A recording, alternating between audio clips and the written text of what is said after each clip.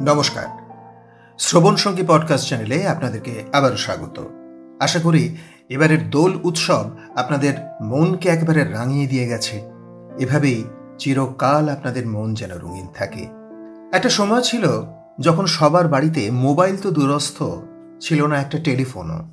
তাই কোনো গৃহস্থ বাড়ির প্রিয়জন বাইরে থাকলে যতক্ষণ না তিনি বাড়িতে ফিরছেন ততক্ষণ বাড়ির লোক অজানা একটা আশঙ্কায় পথ চেয়ে বসে থাকতেন তার বাড়ি ফেরার অপেক্ষায়। যারা পরিচালক মৃণাল সেনের একদিন প্রতিদিন সিনেমাটি দেখেছেন তারা নিশ্চয়ই অনুভব করতে পারবেন 70 অথবা 80 দশকের কলকাতা শহরের সেই সব দিনগুলোর কথা। আর আমাদের আজকের গল্প ঠিক সেই সময়কার অপেক্ষার গল্প নিয়ে। লিখেছেন প্রখ্যাত সাহিত্যিক শীর্ষেন্দু মুখোপাধ্যায়। আজকের গল্প পাঠে আছেন মৌসুমী চন্দ্র ও গল্পের সূত্রধার আমি প্রবীর। শুরু করছি আমাদের আজকের গল্প অপেক্ষা। লিখেছেন শীর্ষেন্দু মুখোপাধ্যায়।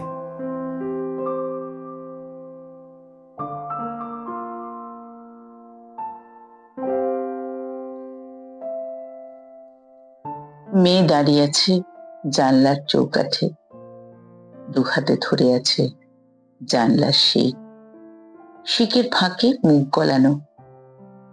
তার বাবা ফিরতে দেরি করছে। বাবা ফিরলে তারা সবাই দোকানে যাবে। আজ ফ্রক কেনা হবে পুজোর। কিন্তু বাবা ফিরছে না। 5 বছরের মেয়ে, সব কথা কইতে পারে। হঠাৎ মুখটা ঘুরিয়ে চেঁচিয়ে জিজ্ঞেস করলো, কটা বাজে মা? মেয়ের মা সেলাই মেশিন থেকে মুখ তুলে ঘড়ি দেখে 7টা। মানুষটা এত দেরি কখনো করে না। বড় মেয়ে না ওটা, বউ না ওটা মানুষ। অফিসের পর আড্ডা দেয় না বড় একটা, দিলেও আগে ভাগে বলে যায় ফিরতে দেরি হবে। সরকারি অফিস, তাই ছুটি টুটির ধার ধারে না। অফিসের ভিড় ভাঙার আগে অফিস থেকে বেরিয়ে পড়ে। তার উপর আজ পুজোর কেনাকাটা করতে যাওয়ার কথা। দেরি হওয়ার কারণ নেই, তবু 7টা বেজে গেল, মানুষটা আসছে না। মেয়ের মার বয়স মোটে 26, 6 বছর হলো বিয়ে হয়েছে। দেখতে শুনতে আজও বেশ ভালো, পাতলা দীঘল করণের যুবতী। এখনো কত স্বাদ আহ্লাদ। মেয়ের বাবারও বয়স 30-এর মধ্যেই, ভালো স্বাস্থ্য, সাবধানী, সংসারী এবং সঞ্চয় পুরুষ। সংসার সুখেরই। তারা দুবেলা ভাত খায় এই আকালের দিনে। তবু কেন 7টা বেজে গেল? সময়ের চোরা স্রোত কেন বয়ে গেল হু হু করে? মেয়ের মা সারাদিন সেলাই করছে। মেয়ের বাবার বড় শখ হয়েছে ফতুয়া পরবো। পরশু 4 গজ পাতলা লং ক্লথ কিনে এনেছে। 2টো ফতুয়া সেলাই করতে করতে চোখ ঝাপসা, মাথা টিপটিপ। মেশিনটা সরিয়ে রাখে বউ মানুষটা। মন ভালো লাগে না, দুশ্চিন্তা হচ্ছে বড়। 7টার মধ্যে না আসার কথা নয়। মেয়ে আজকাল স্কুলে যায়, তাই মেয়ের মা সারাদিন একা ফোকা। কি করে ঘুরে ফিরে ঘর সাজায়, বিছানার কভার পাল্টায়, জানলার পর্দা পাল্টায়, সেলাই করে, উল বনে। 100 বার ঘরের আসবাব এধার থেকে ওধার করে। আজও সারাদিন সাজিয়েছে। তার আর বেশি দিন এই ফ্ল্যাটে থাকবে না। গড়িয়ার দিকে একটু জমি কেনা হয়েছে। বিল্ডিং মেটেরিয়ালের জন্য দরখাস্ত করা হয়েছে। বাড়ি উঠলে তারা নিজেদের বাড়িতে উঠে যাবে। কথা আছে, বাড়ি হলে সামনের শখের বাগান করবে বউটি। স্টিলের আলমারি করবে।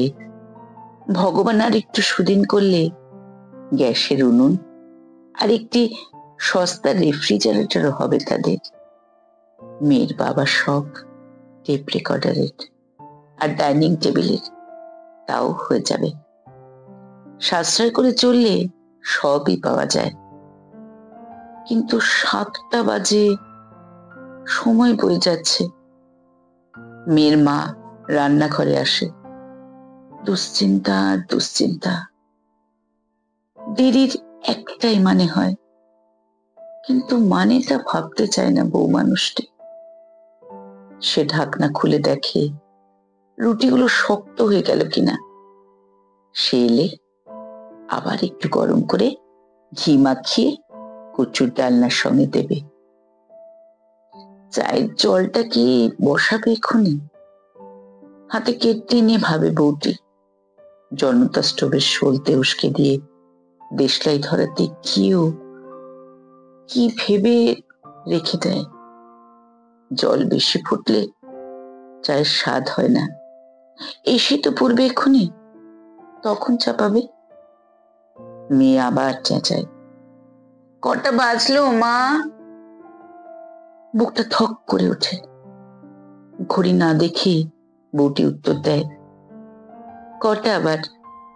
এই তো সবে 6:30। মিথ্যে কথা। প্রকৃত হিসেবে 7টা পেরিয়ে গেছে। সিঁড়িতে জুতোর শব্দ। বউটি নিশ্চিন্ত হয়ে দরজা খুলল। না, সে নয়। ওপরতলার লোক সিঁড়ি বেয়ে উপরে উঠে গেল। বাবা আসছে না কেন? মেয়ের প্রশ্ন। এলো বলে তুই বেনিটা বেঁধে নে না ততক্ষণে। বাবা আসুক। আচ্ছা বাপ না, ওটা মেয়ে যা হোক। কেন আসছে না বাবা? রাস্তাঘাটে আটকে গেছে বুঝি। আজকাল বাসে ট্রামে বুঝি সহজে ওঠা যায়?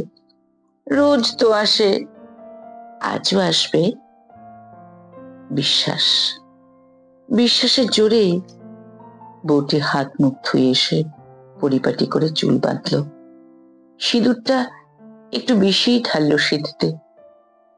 ইদানিং বাজে সিঁদুরে চুল উঠে যায়, আর মাথা চুলকোই বলে সিঁদুরটা কমই লাগাতো। আজ কম দিল না।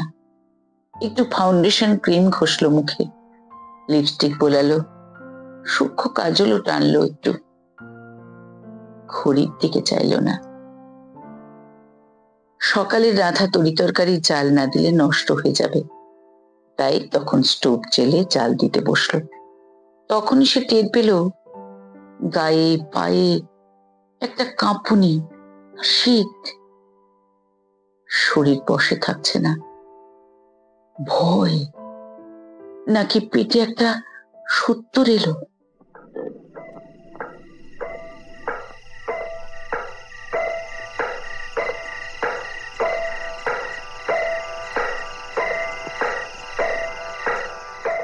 কিন্তু রাত থেমে থাকলো না, গড়াতে লাগলো সময়।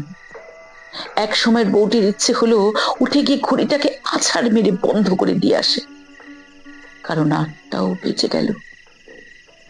মানুষটা ফিরেনি। লুকিয়ে আছে কোথাও। ভয় দেখাচ্ছে না তো। জানলায় দাঁড়িয়ে থেকে থেকে ক্লান্ত হয়েছে শিশুটি। তার খিদে পেয়েছে, তেষ্টা পেয়েছে। বউটি পাশের ফ্ল্যাটে গিয়ে একবার ঘুরে এলো। ও ফ্ল্যাটের কর্তাও ফিরেছে। ও বাড়ির বউ শুনে টুনে বলে, রাত তো বেশি হয়নি, 8:30। আর একটু দেখুন, তারপর না হয় আমার কর্তাকে খোঁজ দিতে পাঠাবো। শুনলাম কারা মিছিল টিছিল বের করেছে, রাস্তায় খুব জ্যাম। আশ্বাস পেয়ে বউটি ফিরে আসে ঘরে। কিন্তু ঘরে এসে শান্ত বা স্থির থাকতে পারে না, কেবলই ছটফট করে। ঘড়ির কাঁটা এক মুহূর্ত থেমে থাকছে না যে। বউটি বারদুই বাথরুমে ঘুরে এলো। মেয়েকে খাওয়াতে বসে বারবার চোখে আসা জল মুছলে আঁচলে। তার বয়স বেশি নয়, মাত্র 6 বছর হলো বিয়ে হয়েছে। একটা জীবন পড়ে আছে সামনে। ঘড়ির কাঁটা জলস্রোতের মতো বয়ে চলেছে। কিছুতেই ঠেকানো যাচ্ছে না। সিঁড়িতে পায়ের শব্দ, বারবার উপরে উঠে আসে, আরো উপরে উঠে যায়। সিঁড়িতে পায়ের শব্দ নেমে এসে নেমে যায়। ঘড়ির কাঁটা ঘুরছে, সময় যাচ্ছে বয়ে। শিশু মেয়েটি ঘুমিয়ে পড়ে। ঘুমোবার আগে ক্ষীণ কণ্ঠে একবার বলে, মা, বাবা। বাক্যটা শেষ করে না। বউটি আগ্রহে শুনবার চেষ্টা করে বাক্যটি। শিশুরা তো ভগবান, ওদের কথা অনেক সময় ভুলে যায়। কিন্তু শিশু মেয়েটি বাক্যটা শেষ করে না। বউটির বুক কাঁপে। এবার বউটি একা, জানলার পাশে, শিকের ফাঁকে চেপে রাখা মুখ, চোখের জলে ভাসে। 9টা বেজে গেল বুঝি। বউটি আস্তে আস্তে বুঝতে পারে তার মানুষটা আর আসবে না। অমন মানুষটার নানা চিহ্ন তার মনে পড়ে। কথা বলার সময় উপরের ঠোঁটটা বাঁদিকে একটু বাঁক খায়। লোকটার দাঁত একটু উঁচু, গাল ভাঙা, কপালের ডান দিকে একটা আঁচি। সাবধানে ভীতু এবং খুঁতখুঁতে মানুষ। বড় মেয়ে ন্যাওটা আর বউ ন্যাংলা। এমনিতে সব মনে পড়ে না, কিন্তু এখন বড় মনে পড়ছে। বউটি হাবুস হয়ে কাঁদতে থাকে।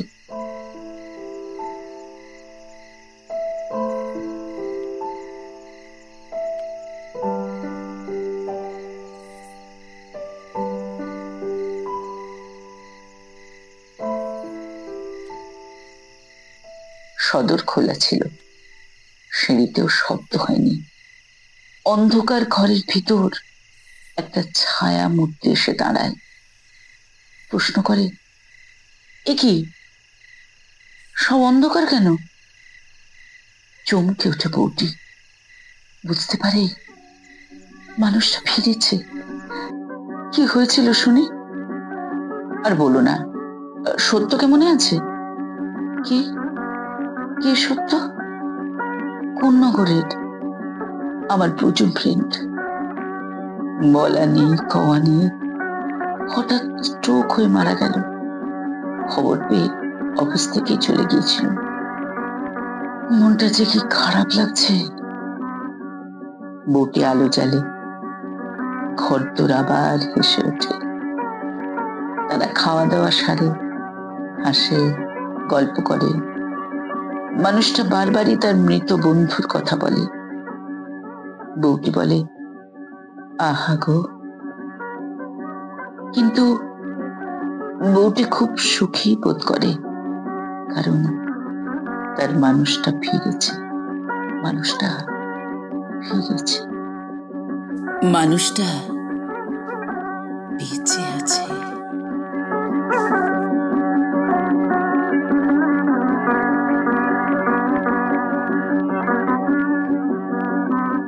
বাবা, অবশেষে গৃহলক্ষ্মীর সমস্ত উৎকণ্ঠার অবসান ঘটিয়ে বাড়ির কর্তা ঘরে ফিরলেন। কেমন লাগলো আমাদের আজকের গল্প? আর আমার মনে হয় আপনিও মনে মনে নিশ্চিন্ত হলেন সুস্থভাবে ওনার ঘরে ফেরার জন্য। তাহলে আর দেরি কেন? ঝটপট কিছু টাইপ করে ফেলুন গল্পের কমেন্ট বক্সে আর শেয়ার করে দিন আপনার প্রিয়জনদের সাথে। তাহলে আজকের মতো বিদায়। খুব তাড়াতাড়ি ফিরছি আমাদের পরবর্তী গল্প নিয়ে। অপেক্ষা করুন। ভালো থাকবেন। নমস্কার।